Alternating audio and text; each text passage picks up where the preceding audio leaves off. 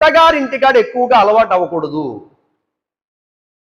మగవాడి యొక్క గౌరవం ఎక్కడ అంతమైపోద్ది, ఎక్కడ నాశనం అయిపోద్ది అంటే అత్తగారింటికి వెళ్ళి ఎక్కువగా కూర్చుంటాడు చూసారా, అక్కడ లోకు అయిపోతాడు. ఈ మాట ఇప్పుడు కుర్రోళ్ళకి చెప్తుంటే అర్థం కావట్లా. ఎందుకంటే కొద్దిమంది అత్తగారులు పొగేస్తారు కదా, కొద్దిమంది పొగేస్తారు.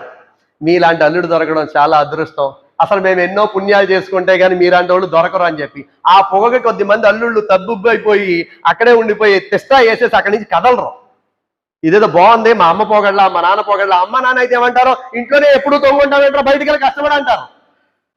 అత్తగారు అలాగంటారు కదా, నువ్వు రావడం నిజంగా గొప్ప అదృష్టం అల్లుడు గారు, మీరు వచ్చి కూర్చొని సరిపోతే గార్లు కావాలా, బూర్లు కావాలా, మీకు ఏం కావాలంటే నేను తెస్తానని చెప్పి అంటారు కదా. ఎన్ని రోజులు?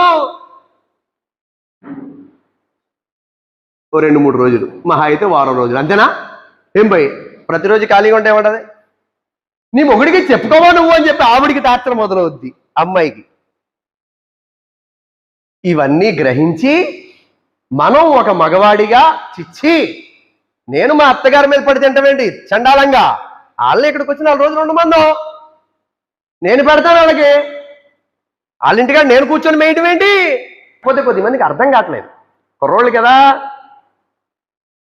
కదా, ఎక్కువ వెళ్ళకండ్రా బాగోదురా అంటే, లేదు గురువు గారు నేను అసలు వెళ్ళట్లేదు. వారంగా 4 రోజులు ఊర్లో ఉన్నాడు, 3 రోజులు అక్కడే ఉన్నాడు అంటే నెలకి 12-15 రోజులు అక్కడే ఉన్నాడు. ఇది తెలియట్లా, లోకమైపోతారు.